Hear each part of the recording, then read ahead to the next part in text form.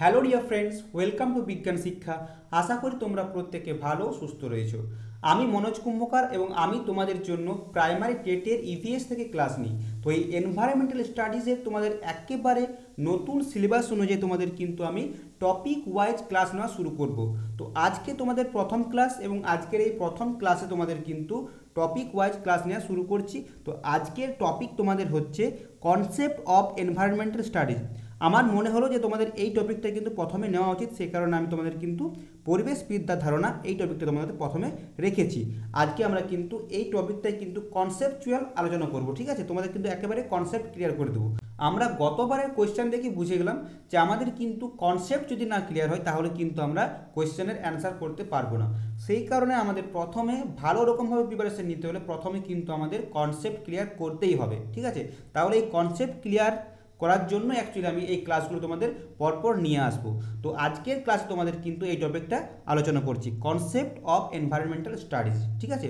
তাহলে চলো আর দেরি করছি না, শুরু করছি আজকের ক্লাস।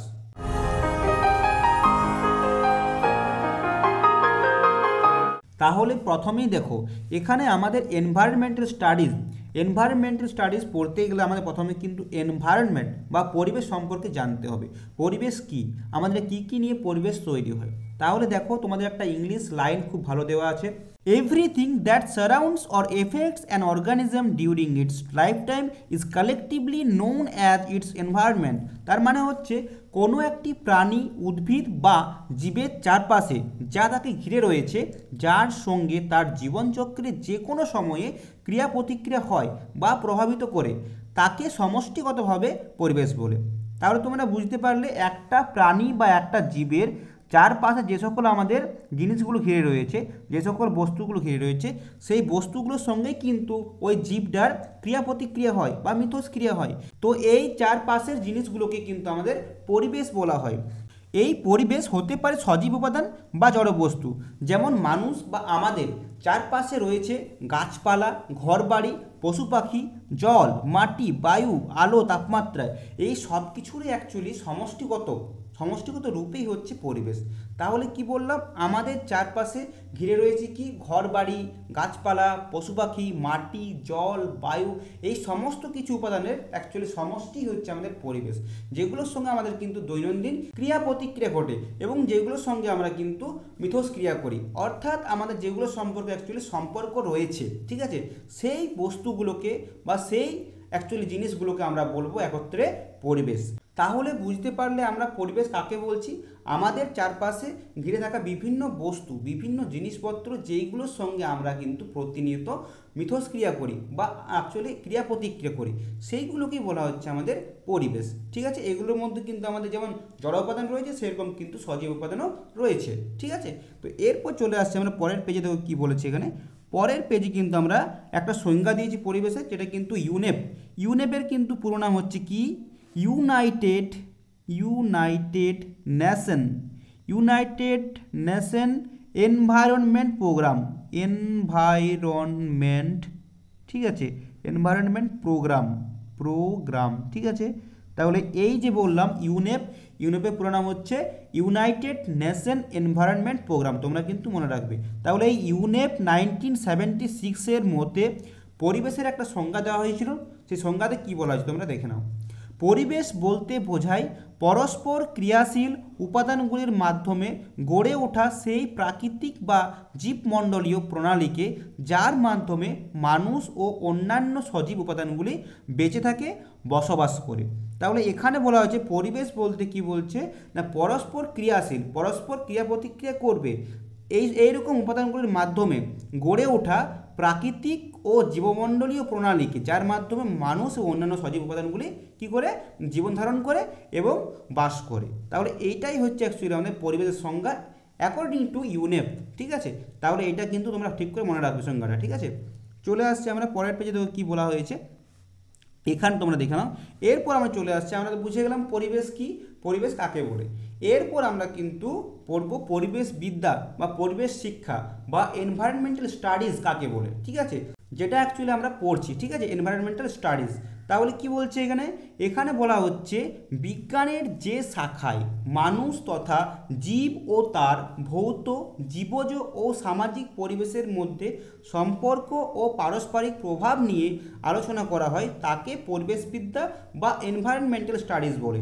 তাহলে কি বললাম, এটা একটি অ্যাকচুয়ালি আমাদের বিজ্ঞানের একটা শাখা, যে শাখার মধ্যে আমাদের জীব এবং জীবের ভৌত, জীবজ এবং সামাজিক যে পরিবেশ রয়েছে সেই পরিবেশের মধ্যে সম্পর্ক, জীবের সঙ্গে সম্পর্ক কী এবং পারস্পরিক যে প্রভাবটা কীরূপ রয়েছে সেই প্রভাব নিয়ে আমাদের যে বিষয়ে বা বিজ্ঞানের যে বিষয়ে আমাদের আলোচনা করা হয় সেই বিষয়টিকে আমরা বলবো এনভায়রনমেন্টাল স্টাডিজ বা বলবো পরিবেশবিদ্যা। তাহলে বুঝতে পারলে অ্যাকচুয়ালি কী বলা হচ্ছে, অ্যাকচুয়ালি আমরা বলতে খুঁজছি যে এনভায়রনমেন্ট নিয়ে যে সকল বিষয়ে আলোচনা করা হয় তাকে বলা হচ্ছে পরিবেশবিদ্যা। তাহলে মানুষের চারপাশে যে সকল আমাদের বস্তুগুলো রয়েছে বা পরিবেশ রয়েছে, সামাজিক পরিবেশ, ভৌত পরিবেশ, জীবজ পরিবেশ, এই সমস্ত রকমের পরিবেশের সঙ্গে আমাদের জীবেদের বা মানুষদের, আমাদের জীবেদের যে পারস্পরিক ক্রিয়া প্রতিক্রিয়া, পারস্পরিক যে মিথস্ক্রিয়া, পারস্পরিক সম্পর্ক, এই সকল নিয়ে যে বিজ্ঞানে আলোচনা করা হয় সেই বিজ্ঞানকে বলা হচ্ছে আমাদের পরিবেশবিদ্যা বা বলা হচ্ছে এনভায়রনমেন্টাল স্টাডিজ। আশা করি তোমরা বুঝতে পেরেছো। এরপর দেখো, এই যে আমাদের পরিবেশবিদ্যা, পরিবেশবিদ্যা হচ্ছে আমাদের ইন্টারডিসিপ্লিনারি। দেখো কি বলেছে, ইন্টারডিসিপ্লিনারি বা মাল্টি ডাইমেনশনাল সাবজেক্ট বা বহুমাত্রিক উপাদান। এইটা কিন্তু ভেরি ভেরি ইম্পর্ট্যান্ট, তোমরা কিন্তু মনে রাখবে। পরিবেশবিদ্যা হচ্ছে ইন্টারডিসিপ্লিনারি বা মাল্টি ডাইমেনশনাল সাবজেক্ট বা বহুমাত্রিক বিষয়। কারণ কি, এর সঙ্গে কিন্তু বিভিন্ন আমাদের বিষয়ের সম্পর্ক রয়েছে। এই যে পরিবেশবিদ্যা, সেই পরিবেশবিদ্যার সঙ্গে কিন্তু আরও বিভিন্ন বিষয়ের আমাদের কিন্তু সম্পর্ক রয়েছে। যেমন হচ্ছে আমাদের দর্শন, আইন, অর্থনীতি, রাষ্ট্রবিজ্ঞান, গণিত, জীবন বিজ্ঞান, ভৌত বিজ্ঞান, রসায়ন বিজ্ঞান, ভূগোল, আরও অনেক বিষয়ের সঙ্গে কিন্তু এই যে আমাদের পরিবেশবিদ্যা বা এনভায়রনমেন্টাল স্টাডিজ এর কিন্তু সম্পর্ক রয়েছে এবং ওতপ্রোতভাবে কিন্তু জড়িত, ঠিক আছে। তাহলে সেই কারণে বলা হচ্ছে এই যে পরিবেশবিদ্যা সেটা কিন্তু আমাদের ইন্টারডিসিপ্লিনারি সাবজেক্ট বা বলতে পারি মাল্টি ডাইমেনশনাল বা বহুমাত্রিক বিষয়, ঠিক আছে। সেই কারণে এরকম আখ্যা দেওয়া হয়েছে আমাদের পরিবেশবিদ্যাকে। তাহলে দেখো তোমরা পরের পেজে দেখে নাও যে এইটা হচ্ছে আমাদের ডায়াগ্রামটা অ্যাকচুয়ালি, ঠিক আছে। তাহলে এইটা হচ্ছে আমাদের ডায়াগ্রাম। এনভায়রনমেন্টাল সায়েন্স বা আমাদের পরিবেশবিদ্যা আমাদের কি বললাম, biology, ecology, chemistry, physics, geology, geography, anthropology, demography, economics, political science, philosophy, ethics, এই সমস্ত বিষয়ের সঙ্গে কিন্তু জড়িত রয়েছে। সেই কারণে একে মাল্টি ডাইমেনশনাল বা আমাদের ইন্টার ডিসিপ্লিনারি সাবজেক্ট বলা হচ্ছে। আশা করি তোমরা বুঝতে পারলে। এবার দেখো আমরা কিন্তু দুটো কোশ্চেন কিন্তু আলোচনা করে নেব। এইগুলো খুবই গুরুত্বপূর্ণ প্রশ্ন, তোমাদের কিন্তু পরীক্ষার জন্য ইম্পর্টেন্ট। তাহলে দেখো প্রথম প্রশ্ন তোমরা যেগুলো পড়লে সেখান থেকে কিন্তু প্রশ্নগুলো রয়েছে। প্রথম প্রশ্নে কি বলেছে, পরিবেশবিদ্যার সঙ্গে নিম্নলিখিত কোন কোন বিষয়গুলির সম্পর্ক রয়েছে? অপশন এ পদার্থবিদ্যা, অপশন বি ভূগোল, অপশন সি দর্শন, অপশন ডি ওপরের সবগুলি। দেখো এখানে কিন্তু তোমরা আগেই বুঝতে পারলে যেহেতু ইন্টারডিসিপ্লিনারি সাবজেক্ট সেই কারণে কিন্তু পদার্থবিদ্যা, ভূগোল, দর্শন সমস্ত বিষয়ের সঙ্গে কিন্তু এর সম্পর্ক রয়েছে। সেই কারণে এখানে তোমাদের উত্তর কোনটা হবে বলো? এখানে উত্তর হবে অপশন ডি। ঠিক ধরেছো, অপশন ডি হবে সঠিক উত্তর, ওপরের সবগুলি। তারপর দেখো চলে আসছে আমরা আরেকটা কোয়েশ্চেন, গুরুত্বপূর্ণ কোয়েশ্চেন। পরিবেশবিদ্যা হলো একমাত্রিক, দ্বিমাত্রিক, ত্রিমাত্রিক না বহুমাত্রিক উপাদান? কোনটা হবে? তোমরা তো বুঝতেই পারছো, এটা কিন্তু হবে বহুমাত্রিক বা মাল্টি ডাইমেনশনাল আমাদের উপাদান, ঠিক আছে। তাহলে অপশান ডি হবে সঠিক উত্তর। তাহলে তোমাদের কিন্তু এই ধরনের প্রশ্ন তোমাদের পরীক্ষায় আসতে পারে। চলে আসছে আমরা কিন্তু পরের বিষয়ে, দেখো কী আছে। এবার দেখো তোমাদের এই যে আমাদের এনভায়রনমেন্টাল স্টাডিজ এর মধ্যে যে পরিবেশ রয়েছে আমাদের, এই পরিবেশ বা এনভায়রনমেন্ট, অ্যাকচুয়ালি এনভায়রনমেন্ট আমাদের কী কী উপাদান নিয়ে গঠিত, ঠিক আছে। আমাদের এই যে পরিবেশটা কোন কোন উপাদান নিয়ে গঠিত? তো আমাদের এই পরিবেশের মধ্যে প্রধানত মেন কিন্তু আমাদের দুটো উপাদান রয়েছে। একটা হচ্ছে জড় উপাদান, যাকে ইংলিশে বলা হচ্ছে অ্যাবায়োটিক কম্পোনেন্ট, ঠিক আছে। এবং তোমাদের আরেকটা রয়েছে সজীব উপাদান, যাকে বলা হচ্ছে বায়োটিক কম্পোনেন্ট। তো দেখো এই অ্যাবায়োটিক কম্পোনেন্ট বা জড় উপাদানের মধ্যে রয়েছে বাতাস, জল, মাটি, আলো, আর্দ্রতা, উষ্ণতা, মহাকর্ষ। তো এইগুলো হচ্ছে আমাদের অ্যাকচুয়ালি অ্যাবায়োটিক কম্পোনেন্ট বা জড় উপাদান, যার মধ্যে রয়েছে বাতাস, বিভিন্ন ধরনের গ্যাসগুলো রয়েছে, জলের মধ্যে রয়েছে নদী, নালা, সমুদ্র, বিভিন্ন খাল বিল, ঠিক আছে, এইগুলো হচ্ছে আমাদের জল, ঠিক আছে। তারপর হচ্ছে মাটি, আমাদের মাটি তো রয়েছে পৃথিবীর উপরে, বিভিন্ন শিলামণ্ডল মাটি রয়েছে। আলোটা হচ্ছে আর্দ্রতা মানে জলীয় বাষ্প, আমাদের আর্দ্রতা, উষ্ণতা, ঠিক আছে, মহাকর্ষ, এই সবগুলোকে কিন্তু বলা হচ্ছে আমাদের জড় উপাদান, ঠিক আছে। বি বলেছে সজীব উপাদান বা বায়োটিক কম্পোনেন্ট। এর মধ্যে আমাদের রয়েছে বিভিন্ন ধরনের উদ্ভিদ, গাছপালা এবং মানুষ, সঙ্গে রয়েছে কিন্তু জীবাণু, ঠিক আছে।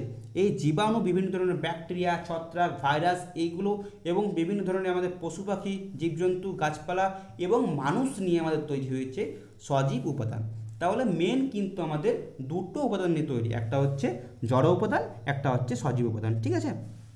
তাহলে দেখো, এই যে আমাদের সজীব উপাদান, এটাকে কিন্তু তিনটে ভাগে ভাগ করা হয়েছে। একটা হচ্ছে উৎপাদক, আরেকটা হচ্ছে খাদক, আরেকটা হচ্ছে বিয়োজক। উৎপাদক, এর মধ্যে রয়েছে কিন্তু আমাদের বিভিন্ন ধরনের সবুজ উদ্ভিদ, যারা কিন্তু অ্যাকচুয়ালি সালোক সংশ্লেষ বা ফটোসিনথেসিস, ফটোসিনথেসিস করতে পারে, ঠিক আছে, তাদেরকে বলা হয় উৎপাদক। তাহলে যাদের মধ্যে অ্যাকচুয়ালি ক্লোরোফিল বা সবুজ কণা রয়েছে, তারাই কিন্তু খাদ্য তৈরি করতে পারে। যেমন আমাদের সবুজ উদ্ভিদরা কিন্তু খাদ্য তৈরি করতে সক্ষম, তাহলে সমস্ত রকমের সবুজ উদ্ভিদরা কিন্তু খাদ্য তৈরি করতে পারে, তারা হচ্ছে অ্যাকচুয়ালি উৎপাদক, ঠিক আছে, তারা হচ্ছে অ্যাকচুয়ালি আমাদের কি উৎপাদক। তারপর দেখো খাদক, এই সবুজ উদ্ভিদের তৈরি খাদ্য, বিভিন্ন ধরনের ফল, মূল, শস্য, এইগুলো কিন্তু খেয়ে জীবন ধারণ করে খাদকরা, যেমন বিভিন্ন প্রাণী রয়েছে, মানুষ রয়েছে, এরা কিন্তু আমাদের বিভিন্ন ধরনের সবুজ উদ্ভিদের তৈরি খাদ্য বা উদ্ভিদকে সরাসরি খাদ্যরূপে গ্রহণ করেই কিন্তু এরা জীবন ধারণ করে, ঠিক আছে। যেমন তার মধ্যে রয়েছে প্রথম শ্রেণীর খাদক, দ্বিতীয় শ্রেণীর খাদক, তৃতীয় শ্রেণীর খাদক, এরকম করে কিন্তু বিভিন্ন শ্রেণীর খাদক রয়েছে এবং সর্বোচ্চ শ্রেণীর খাদক রয়েছে, ঠিক আছে। তাহলে এরকমভাবে কিন্তু আমাদের বিভিন্ন লেভেল রয়েছে, ঠিক আছে, লেভেলের মাধ্যমে কিন্তু খাদ্য শৃঙ্খলের মধ্য দিয়ে কিন্তু উৎপাদক থেকে প্রথম শ্রেণী, দ্বিতীয় শ্রেণী, তৃতীয় শ্রেণী, এরকমভাবে কিন্তু সর্বোচ্চ শ্রেণীর খাদকের মধ্য দিয়ে আমাদের শক্তি প্রবাহ ঘটে বা একের পর এক কিন্তু শক্তিটা, এনার্জি ফ্লোটা ঘটে। ফার্স্টে কী হচ্ছে, ফার্স্টে হচ্ছে আমাদের উৎপাদক, তারপরে ফার্স্ট বা প্রথম শ্রেণীর খাদক, তারপরে সেকেন্ড বা দ্বিতীয় শ্রেণীর খাদক, তারপরে হচ্ছে তৃতীয় শ্রেণীর খাদক, ঠিক আছে। এরকমভাবে কিন্তু আমাদের খাদ্য শৃঙ্খলের মধ্য দিয়ে অ্যাকচুয়ালি শক্তিটা প্রবাহিত হয়, একে বলা হয় এনার্জি ফ্লো বা বলা হয় শক্তি প্রবাহ। এবং 3 নম্বর রয়েছে যেটা, যারা হচ্ছে বিয়োজক, কি বলা হচ্ছে, তাদেরকে বলা হচ্ছে বিয়োজক। এদেরকে কিন্তু বলা হয় ডেট্রিটিভোর, কি বলা হয়, ডেট্রিটিভোর, ঠিক আছে, ডেট্রিটিভোর, মনে রাখবে, ঠিক আছে। তাহলে এই যে বললাম আমরা বিয়োজক বা বলা হচ্ছে ডেট্রিটিভোর, কারণ এরা কিন্তু মৃত অ্যাকচুয়ালি জীবদের অ্যাকচুয়ালি কী করে, অ্যাকচুয়ালি ভেঙে দেয়, ঠিক আছে, মৃত জীবদের ভেঙে পরিবেশের উপাদান পরিবেশে ফিরিয়ে দেয়, সেই কারণে এদেরকে বলা হয় বিয়োজক। এরা অ্যাকচুয়ালি কি, আমাদের মৃত যে দেহ রয়েছে বা জীবের দেহ রয়েছে, সেগুলো কিন্তু বিয়োজিত করে পরিবেশের উপাদানকে পরিবেশে ফিরিয়ে দেয়। অর্থাৎ আমাদের কোনো একটা জীব বা কোনো একটা উদ্ভিদ প্রাণী যদি মারা যায়, তখন সেই জীব দেহটাকে, মৃত দেহটাকে অ্যাকচুয়ালি পচিয়ে দেয় এবং তার ফলে বিভিন্ন উপাদানগুলি কিন্তু গ্যাস আকারে, বিভিন্ন মৌল আকারে কিন্তু মাটিতে মিশে, বায়ুতে মিশে পরিবেশে কিন্তু ফিরে যায়, সেই কারণে এদেরকে বলা হয় বিয়োজক। তার মধ্যে রয়েছে ছত্রাক এবং ব্যাকটেরিয়া, এরাই মেনলি কিন্তু আমাদের বিয়োজক হিসাবে কাজ করে। বিভিন্ন ধরনের ছত্রাক রয়েছে, বিভিন্ন ধরনের তোমাদের ব্যাকটেরিয়া রয়েছে, এরা কিন্তু আমাদের মেনলি বিয়োজক রূপে কাজ করে। তাহলে এই তিনটে হচ্ছে আমাদের মেন, কি বললাম, মেন হচ্ছে আমাদের সজীব উপাদান, ঠিক আছে, উৎপাদক, খাদক, বিয়োজক। এর মধ্যেই আমাদের রয়েছে সবুজ উদ্ভিদ, বিভিন্ন প্রাণী এবং মানুষ এবং বিভিন্ন ধরনের ছত্রাক, অণুজীবগুলো রয়েছে এর মধ্যেই। এরা কিন্তু পরস্পর খাদ্য শৃঙ্খলের মাধ্যমে পরস্পর কিন্তু যুক্ত রয়েছে, ঠিক আছে, এবং খাদ্য শৃঙ্খলের মধ্য দিয়ে কিন্তু আমাদের শক্তি প্রবাহটা ঘটে। চলে আসছি দেখো পরের আলোচনা কি আছে। এরপর দেখো আমরা দেখলাম দুটো উপাদান রয়েছে, ঠিক আছে। এরপর দেখো অভ্যন্তরীণ গঠন অনুসারে পৃথিবীর প্রধান উপাদান বা মণ্ডলগুলি হচ্ছে 4টি। কি কি 4টি মণ্ডল?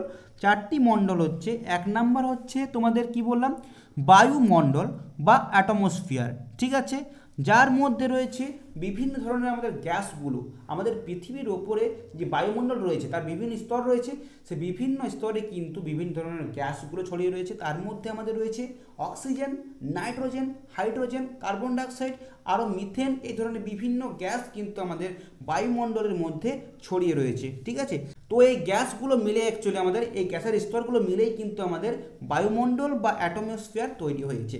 এরপর চলে আসছি দ্বিতীয় লেয়ার, যাকে বলা হচ্ছে শিলামণ্ডল বা অশ্বমণ্ডল, ইংরেজিতে বলা হচ্ছে লিথোস্ফিয়ার। তো এই শিলামণ্ডলের মধ্যে কিন্তু বিভিন্ন ধরনের মৌল, বিভিন্ন ধরনের ধাতু কিন্তু মিশে রয়েছে, যার মধ্যে হচ্ছে সিয়াল, সীমা এবং নিফে। এই তিনটে যে লেয়ার রয়েছে না, এই তিনটে লেয়ার কিন্তু ভেরি ভেরি ইম্পর্টেন্ট তোমাদের কিন্তু পরীক্ষার জন্য। সিয়াল, সীমা এবং নিফে এইগুলো সম্পর্কে আমি বিস্তারিত পরে আলোচনা করছি। ঠিক আছে, তাহলে শিলামণ্ডল হচ্ছে আমাদের যেগুলো বিভিন্ন ধরনের শিলা রয়েছে না, আগ্নেয় শিলা, পাললিক শিলা এবং রূপান্তরিত শিলা, এইগুলো মিলে কিন্তু আমাদের পৃথিবীর যে ওপরে যে লেয়ারটা আর্থ ক্রাস্ট এবং বিভিন্ন ধরনের ম্যান্টেল এবং কোর, এই পৃথিবীর যে লেয়ারগুলো রয়েছে পরপর, সেই লেয়ারগুলো কিন্তু অ্যাকচুয়ালি তৈরি করেছে এই কিন্তু বিভিন্ন ধরনের শিলাগুলো মিলে। তাহলে হয়ে গেল আমাদের শিলামণ্ডল। এরপর 3 নম্বর যে মণ্ডল, যাকে বলা হচ্ছে বায়ুমণ্ডল। বায়ু মানে হচ্ছে জল, জলের কিন্তু অপর নাম হচ্ছে বায়ু। তাহলে বায়ুমণ্ডল বা একে ইংলিশে বলা হচ্ছে হাইড্রোস্ফিয়ার। কি বলা হচ্ছে? হাইড্রোস্ফিয়ার। এই হাইড্রোস্ফিয়ারের মধ্যে কিন্তু আমাদের জল রয়েছে। জল অ্যাকচুয়ালি আমার সাগর রূপে আছে, নদী রূপে আছে, হ্রদ রূপে আছে, ভৌম জল অর্থাৎ মাটির নিচে কিন্তু ভৌম জল রূপেও রয়েছে।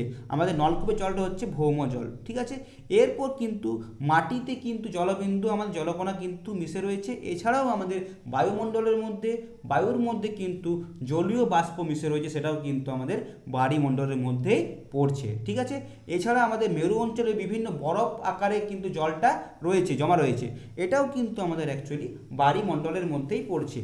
তাহলে আমাদের কিন্তু বায়ুমণ্ডল হচ্ছে এই সকল অ্যাকচুয়ালি জলাশয়গুলো নিয়ে বা জলের যে আমাদের অ্যাকচুয়ালি আমাদের সঞ্চয়গুলো রয়েছে সেইগুলো নিয়েই কিন্তু আমাদের বায়ুমণ্ডল তৈরি। যেমন বললাম, সাগর, নদী, হ্রদ, ভৌমজল, জলীয় বাষ্প, বরফ, বিভিন্ন যে আমাদের জলের যে অ্যাকচুয়ালি সোর্সগুলো, এইগুলোকে বলা হচ্ছে সমস্তগুলোই মিলে অ্যাকচুয়ালি আমাদের বায়ুমণ্ডল তৈরি হয়েছে। এরপর চলে আসছে 4 নাম্বার, যেটা হচ্ছে জীবমণ্ডল বা বলছে বায়োস্ফিয়ার। আমরা যেগুলো পড়লাম, অ্যাটমসফিয়ার 1 নাম্বার, 2 নম্বর পড়েছি লিথোস্ফিয়ার, 3 নম্বর পড়েছি হাইড্রোস্ফিয়ার। অর্থাৎ বায়ুমণ্ডল, শিলামণ্ডল এবং বায়ুমণ্ডল, এই তিনটে মণ্ডলের মধ্যে আমাদের বিভিন্ন স্থানে, বিভিন্ন জায়গায় কিন্তু বিভিন্নভাবে আমাদের বিভিন্ন প্রাণী বা জীবেরা ছড়িয়ে রয়েছে। ঠিক আছে, তাহলে প্রাণী রয়েছে, উদ্ভিদ রয়েছে, বিভিন্ন পোকামাকড় রয়েছে, মেরুদণ্ডী, অমেরুদণ্ডী, সমস্ত কিছু জীবদের মিলে এবং উদ্ভিদদের অ্যাকচুয়ালি সমস্ত কিছু উদ্ভিদ এবং প্রাণীদের মিলে যে আমাদের মণ্ডল তৈরি হয়েছে, এই তিনটে স্তরের মধ্যে বায়ুমণ্ডল, শিলামণ্ডল এবং বায়ুমণ্ডল, এই তিনটে মণ্ডলের মধ্যে যে সকল জীবরা রয়েছে, সেই সমস্ত জীবগুলো মিলে আমাদের যে মণ্ডল তৈরি হয়েছে তাকেই বলা হচ্ছে বায়োস্ফিয়ার বা জীবমণ্ডল। বোঝা গেছে? তাহলে আমরা কিন্তু 4টে মণ্ডল পড়ে ফেললাম। এবার তোমরা চিত্রের মাধ্যমে, ছবির মাধ্যমে তোমরা দেখে নাও 4টে মণ্ডল কী কী। দেখো, প্রথমে আমরা পড়লাম বায়ুমণ্ডল, তাহলে এইটা হচ্ছে আমাদের বায়ুমণ্ডল। ঠিক আছে, তো এই বায়ুমণ্ডল দেখছো তোমরা, বায়ুমণ্ডলে মোট কিন্তু প্রধান 5টি আমাদের লেয়ার বা স্তর রয়েছে। প্রথম স্তরকে বলা হচ্ছে ট্রপোস্ফিয়ার, সেকেন্ড স্তর হচ্ছে স্ট্র্যাটোস্ফিয়ার, থার্ড স্তর হচ্ছে মেসোস্ফিয়ার, 4 নম্বর স্তর হচ্ছে ট্রপোস্ফিয়ার, এখানে হবে না, এটা হবে কিন্তু থার্মোস্ফিয়ার। ঠিক আছে, থার্মোস্ফিয়ার হবে। ঠিক আছে, 4 নম্বর হচ্ছে থার্মোস্ফিয়ার এবং 5 নম্বর হচ্ছে এক্সোস্ফিয়ার। তাহলে এই 5টি মোট স্তর নিয়ে কিন্তু আমাদের বায়ুমণ্ডল তৈরি হয়েছে। এবার সংক্ষেপে এই স্তরগুলো সম্পর্কে একটু বলি। দেখো, প্রথম স্তরটা হচ্ছে ট্রপোস্ফিয়ার, একে বলা হয় ক্ষুব্ধমণ্ডল, কারণ এই ট্রপোস্ফিয়ারের মধ্যেই কিন্তু আমরা বাস করি, সমস্ত জীব বাস করে, এবং এই ট্রপোস্ফিয়ারের মধ্যে কিন্তু আমাদের মেঘ, বৃষ্টি, ঝড় কিন্তু হয়।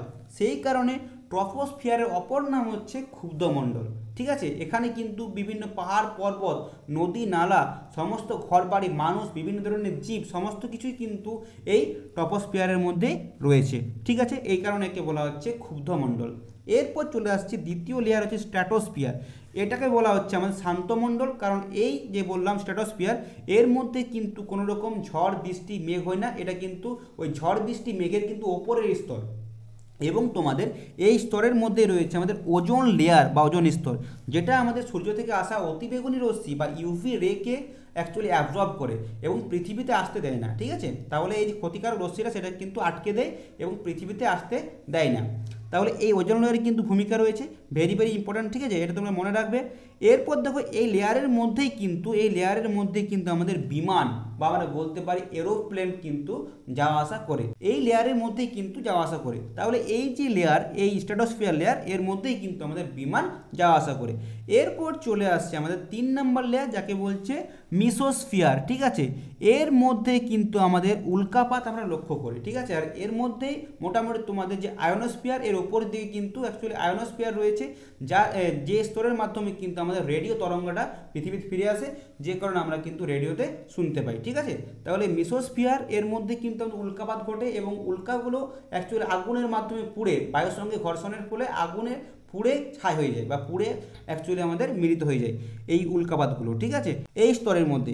এরপর চলে আসছে আমাদের 4 নম্বর স্তর, যাকে বলা হচ্ছে থার্মোস্ফিয়ার। এখানে কিন্তু থার্মোস্ফিয়ার হবে, থার্মোস্ফিয়ার। এই থার্মোস্ফিয়ারের মধ্যেই কিন্তু আমাদের অ্যারোরা বা আমরা বলতে পারি মেরুজ্যোতি বা মেরু আভা আমরা দেখতে পাই। থার্মোস্ফিয়ারের মধ্যেই কিন্তু মেরু অঞ্চলে মেরুজ্যোতি আমরা লক্ষ্য করি এবং এই থার্মোস্ফিয়ারের মধ্যে কিন্তু বিভিন্ন ধরনের স্যাটেলাইট বা উপগ্রহগুলোকে ছাড়া হয়, ঠিক আছে, থার্মোস্ফিয়ার ওপরে। এরপর চলে আসছে আমাদের এক্সোস্ফিয়ার, 5 নম্বর সবথেকে বাইরের স্তর হচ্ছে আমাদের এক্সোস্ফিয়ার। এই এক্সোস্ফিয়ার সবথেকে বাইরের স্তর এবং এই এক্সোস্ফিয়ারের পর থেকেই কিন্তু আমাদের স্পেস বা মহাকাশ তৈরি হচ্ছে, কারণ সেখানে কিন্তু কোনো বায়ুমণ্ডল নেই, ঠিক আছে। সবথেকে লাস্ট আমাদের স্তর হচ্ছে এক্সোস্ফিয়ার, তারপরে কিন্তু আমাদের এখানে স্পেস তৈরি হয়, স্পেস, ঠিক আছে। তাহলে এই এক্সোস্ফিয়ারের মধ্যে কিন্তু বিভিন্ন ধরনের আমাদের স্পেস শাটেল এবং বিভিন্ন ধরনের আমাদের মহাকাশ যানগুলোকে একটু ছাড়া হয়, ঠিক আছে, কার মধ্যে, এক্সোস্ফিয়ারের মধ্যে। তাহলে তোমরা মোটামুটি 5টে লেয়ার বুঝতে পারলে। এরপর আমি চলে আসছি পরবর্তী যে মণ্ডল, যাকে বলা হচ্ছে আমাদের, কি বললাম, এটা হচ্ছে আমাদের শিলামণ্ডল। তো এই শিলামণ্ডলের মধ্যে কিন্তু পৃথিবীর ওপরের স্তরটাকে বলা হয় ক্রাস্ট, তারপরে স্তরটাকে বলা হচ্ছে ম্যান্টেল, তারপরে যে আমাদের শক্ত স্তর রয়েছে বা হার্ড স্তর রয়েছে তাকে বলা হচ্ছে কোর, মাঝখানের স্তরটা কিন্তু হার্ড, মাঝের ম্যান্টেলটা কিন্তু আমাদের কি হয়, ম্যান্টেলটা হচ্ছে আমাদের গলিত অবস্থা, আর তার ওপরের স্তরটা কিন্তু হচ্ছে আমাদের আবার শক্ত বা হার্ড। তাহলে এই 3টে স্তর, ক্রাস্ট, ম্যান্টেল এবং কোর, এই 3টে স্তর দিয়ে কিন্তু পৃথিবীর আমাদের যে শিলামণ্ডল সেটা কিন্তু তৈরি রয়েছে। তো এই যে আমাদের ওপরের স্তর, যাকে বলা হচ্ছে ক্রাস্ট, এই ক্রাস্টের মধ্যে কিন্তু আমাদের শিয়াল রয়েছে। শিয়াল মানে কি, আমাদের ঠিক শিয়াল নয়, ঠিক আছে। শিয়াল বলতে SIAL, শিয়াল। SI মানে হচ্ছে সিলিকন, ঠিক আছে, সিলিকন, প্লাস AL মানে হচ্ছে আমাদের অ্যালুমিনিয়াম, ঠিক আছে, অ্যালুমিনিয়াম। তাহলে এই সিলিকন এবং অ্যালুমিনিয়াম নিয়ে কিন্তু আমাদের শিয়াল তৈরি হয়েছে, যেটা কিন্তু আমাদের পৃথিবীর যে ক্রাস্ট আমাদের স্তর রয়েছে বা পৃথিবীর ওপরে যে স্তর রয়েছে, সেই ওপরের স্তরের মধ্যে কিন্তু সিলিকন এবং অ্যালুমিনিয়াম রয়েছে, ঠিক আছে, সিলিকন অ্যালুমিনিয়াম রয়েছে। পৃথিবীতে যে সকল মৌলগুলো আমাদের ছড়িয়ে রয়েছে তার মধ্যে কিন্তু সিলিকন হচ্ছে দ্বিতীয় সর্বাধিক মৌল, যেটা কিন্তু পৃথিবীর উপরে ছড়িয়ে রয়েছে। প্রথম সবথেকে বেশি রয়েছে কিন্তু অক্সিজেন, তারপরে সেকেন্ড পজিশনে রয়েছে আমাদের সিলিকন, ঠিক আছে। তাহলে পৃথিবীর ওপরে কিন্তু বেশিরভাগ সিলিকন এবং অ্যালুমিনিয়াম ছড়িয়ে রয়েছে ওপরের স্তরে। তারপর চলে আসছে একটু নিচের দিকে, যাকে বলা হচ্ছে ম্যান্টেল। তো এই ম্যান্টেলের মধ্যে কিন্তু মেনলি রয়েছে আমাদের, যেটা বলছি সেটা হচ্ছে আমাদের সীমা মানে কি তোমরা দেখে নাও, সীমা, SIMA, সীমা। SI মানে হচ্ছে সিলিকন, সিলিকন, এবং MA মানে হচ্ছে ম্যাগনেসিয়াম, ঠিক আছে। তাহলে এই সিলিকন এবং ম্যাগনেসিয়াম এই দুটো মিলেই কিন্তু আমাদের সীমা যে স্তরটা সেটা তৈরি হয়েছে। তাহলে এই যে ম্যান্টেল, এই ম্যান্টেলের মধ্যে কিন্তু বেশিরভাগ পরিমাণে আমাদের রয়েছে সিলিকন এবং ম্যাগনেসিয়াম, সেই নিয়ে তৈরি হয়েছে আমাদের সীমা। তাহলে এই সীমা স্তরটা রয়েছে আমাদের নিচের দিকে, মাঝের পোর্শনে, ঠিক আছে। তারপরে একেবারে নিচে যে কোর এরিয়া রয়েছে আমাদের, সেই পৃথিবীর কোর এরিয়ার মধ্যে কিন্তু আমাদের নিফে রয়েছে, NIFE, নিফে। এটাকে কি বলা হচ্ছে, নিফে, NIFE। নিফের পুরো নাম হচ্ছে আমাদের actually nickel, NICKEL, nickel, plus আমাদের কি আছে, FE মানে ফেরাম, ঠিক আছে। তাহলে নিকেল এবং ফেরাম এই দুটো মিলে কিন্তু আমাদের অ্যাকচুয়ালি নিফে তৈরি হয়েছে। নিকেল ধাতু এবং ফেরাম মানে হচ্ছে লোহা, এই দুটো কিন্তু আমাদের মৌল বা ধাতু বেশিরভাগ পরিমাণে রয়েছে কোথায়, আমাদের কোর এরিয়ায়, যাকে বলা হচ্ছে নিফে, ঠিক আছে, নিফে। তাহলে এই যে শিয়াল, সীমা এবং নিফে কোন কোন আমাদের ধাতু নিয়ে তৈরি, তোমরা কিন্তু এইগুলো ভালো করে মনে রাখবে, কারণ তোমাদের পরীক্ষার জন্য ভেরি ভেরি ইম্পর্টেন্ট, ঠিক আছে। তাহলে আমরা পড়ে ফেললাম শিয়াল, সীমা এবং নিফে। এরপর চলে আসছে আমরা পরবর্তী যে মণ্ডল রয়েছে বা স্তর রয়েছে যাকে বলা হচ্ছে আমাদের বাড়িমণ্ডল। তোমরা এখানে দেখতে পাচ্ছ এই যে বাড়িমণ্ডল রয়েছে, সেই বাড়িমণ্ডল কিন্তু আমাদের বিভিন্নভাবে কিন্তু রয়েছে পৃথিবীতে। সমুদ্র হিসাবে রয়েছে আমাদের, দেখো এখানে তোমরা দেখতে পাচ্ছ সমুদ্র হিসাবে রয়েছে, বরফ হিসাবে রয়েছে, আবার এই পর্বত থেকে নদী হিসাবে রয়েছে, এটা লেক বা হ্রদ হিসাবে রয়েছে, আবার গ্রাউন্ড ওয়াটার বা ভৌমজল, এখানেও কিন্তু আমাদের বাড়ি রয়েছে বা জল রয়েছে, ঠিক আছে। আবার এই যে মেঘ থেকে বৃষ্টি হচ্ছে, এখানেও কিন্তু আমাদের জল রয়েছে, এবং বায়ুর মধ্যে কিন্তু জলীয় বাষ্প, সেখানেও কিন্তু আমাদের কি জল রয়েছে।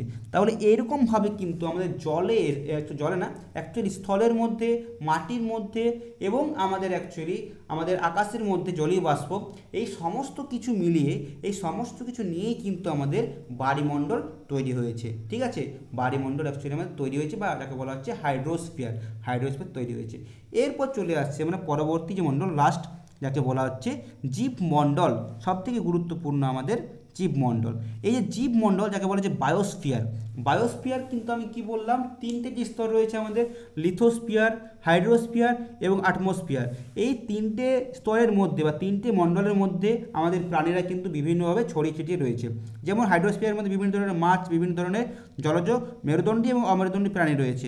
আবার আমাদের মাটি বা স্থলের মধ্যে কিন্তু এই যে দেখতে পাচ্ছ হরিণ, বাঘ, তারপর হাতি, এই ধরনের বিভিন্ন ধরনের যে প্রাণীগুলো রয়েছে, মানুষ, তো এই বিভিন্ন রকমের প্রাণী, পশু পাখি সমস্ত কিছু, এবং আমাদের আকাশের মধ্যেও কিন্তু বিভিন্ন ধরনের পশু পাখি রয়েছে, বিভিন্ন ধরনের কীটপতঙ্গ উড়ে বেড়ায়। তাহলে এই আকাশের মধ্যে সমগ্র পৃথিবীর যে আমাদের অ্যাকচুয়ালি তিনটে মণ্ডলের মধ্যে যত পরিমাণে জীব রয়েছে, উদ্ভিদ রয়েছে, সমস্ত কিছু অ্যাকচুয়ালি মিলেই আমাদের তৈরি হচ্ছে বায়োস্ফিয়ার বা বলা হচ্ছে জীবমণ্ডল, ঠিক আছে। বায়োস্ফিয়ার বা জীবমণ্ডল, আশা করি তোমরা বুঝতে পারলে।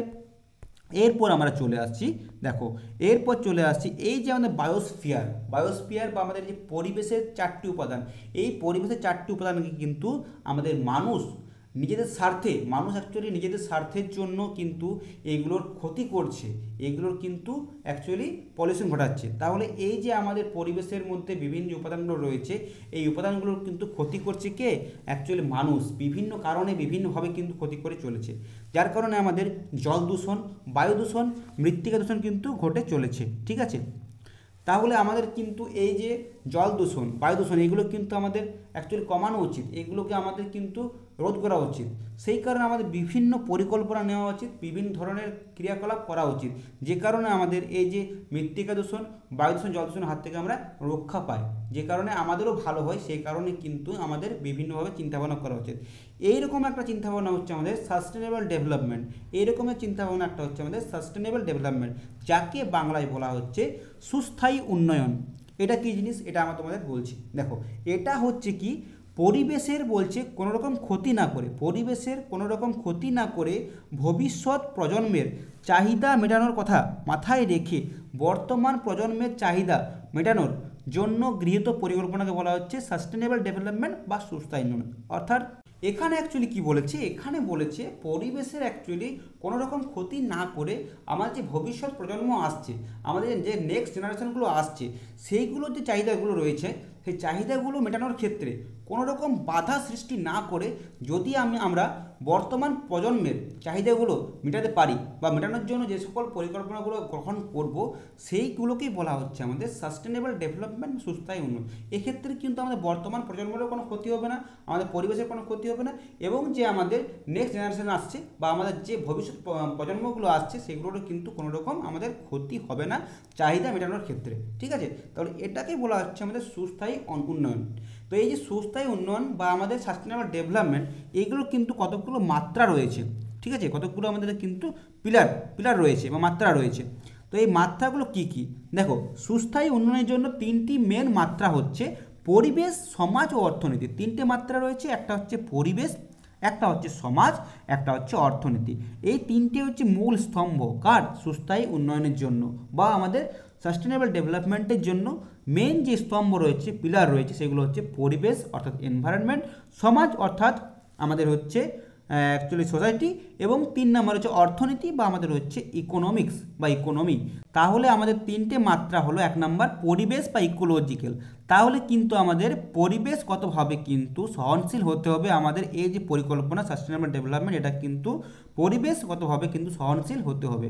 তারপর 2 নম্বরে যে সমাজ বা সোশিয়াল, তাহলে কি বলেছে, আমাদের সামাজিকভাবে কিন্তু ন্যায়সঙ্গত হতে হবে এই পরিকল্পনাটি, অর্থাৎ সাস্টেনেবল ডেভেলপমেন্টের যে পরিকল্পনা সেইগুলো কিন্তু আমাদের সামাজিকভাবে ন্যায়সঙ্গত হওয়া প্রয়োজন। তারপর 3 নম্বর আমাদের স্তম্ভ হচ্ছে যেটা হচ্ছে অর্থনীতি, ইকোনমিক, অর্থাৎ কি এখানে অর্থনৈতিকভাবে কিন্তু টেকসই হওয়া প্রয়োজন পরিকল্পনাটা, ঠিক আছে। আমাদের কিন্তু আর্থিক উন্নয়নেরও প্রয়োজন আছে, সেই কারণে আমাদের ইকোনমিক বা আমরা বলতে পারি অর্থনীতি, আমাদের কিন্তু অর্থনৈতিকভাবে কিন্তু টেকসই হওয়া দরকার পরিকল্পনা, তবেই কিন্তু আমাদের সাস্টেনেবল ডেভেলপমেন্টটা কিন্তু টেকসই হবে, ঠিক আছে। তাহলে এই তিনটে হচ্ছে কিন্তু মেন আমাদের মাত্রা বা স্তম্ভ বলতে পারি, পরিবেশ, সমাজ ও অর্থনীতি। তো মোটামুটি তোমাদের এইটুকুই ছিল তোমাদের এনভায়রনমেন্টাল যে আমাদের স্টাডিজ তার কিন্তু ধারণা, ঠিক আছে। এনভায়রনমেন্টাল স্টাডিজ এবং এনভায়রনমেন্ট সম্পর্কে ধারণা আমাদের কিন্তু মোটামুটি ক্লিয়ার হলো। তাহলে তোমরা এইটা কিন্তু ভালো করে পড়বে, ভালো করে রিভিশন করবে, তোমাদের এখান থেকে কোয়েশ্চেন কিন্তু তোমাদের অনেক আসবে পরীক্ষায়, তোমরা দেখতে পাবে। সেই কারণেই আমি কিন্তু কনসেপ্ট ওয়াইজ বা কনসেপচুয়াল তোমাদের ক্লাস নিয়ে আসছি, এবং তোমাদের আমি সিলেবাস ধরে, নিউ সিলেবাস ধরে তোমাদের কিন্তু প্রতিটি টপিকের ওপর তোমাদের ক্লাস নিয়ে আসো। তোমরা কিন্তু চ্যানেলটাকে সাবস্ক্রাইব করে রাখো এবং সঙ্গে বেল আইকনটিকে অবশ্যই অন করে রাখো, এবং তোমাদের এই ক্লাসটি ভালো লাগলে তোমরা কিন্তু লাইক করতে ভুলো না। তোমরা প্রত্যেকে কিন্তু লাইক করো, তোমরা কিন্তু লাইক করছো না, লাইক প্লিজ করো। তোমাদের এই লাইকে আমাকে কিন্তু এই ধরনের ভিডিও বা এই ধরনের ক্লাস করার জন্য উৎসাহিত করবে, এবং তোমাদের কিন্তু এই লাইকে আমাকে কিন্তু আরও পরিশ্রম করার জন্য, আরও কিন্তু দৃঢ় পরিশ্রম করার জন্য আমাদের অ্যাকচুয়ালি উৎসাহিত করবে। সেই কারণে বলছি তোমরা কিন্তু আমাদের সহযোগিতা করো, তোমরাও আমাদের লাইক, শেয়ার, সাবস্ক্রাইব করে রাখো, তাহলে কিন্তু আমরা মোটিভেট থাকবো, এবং তোমাদের জন্য এই ধরনের ভিডিও আমরা অবশ্যই তোমাদের জন্য নিয়ে আসবো। সো প্লিজ সাবস্ক্রাইব, ঠিক আছে। এই ক্লাসটা তোমাদের কেমন লাগলো তোমরা কিন্তু প্লিজ কমেন্টে জানাও, এবং এই ধরনের ক্লাস পাওয়ার জন্য তোমরা কিন্তু প্লিজ কমেন্ট করে জানাও। দেখা হচ্ছে পরবর্তী কোনো গুরুত্বপূর্ণ ক্লাসে, ততক্ষণের জন্য জয় হিন্দ, বন্দে মাতরম, টেক কেয়ার, টাটা।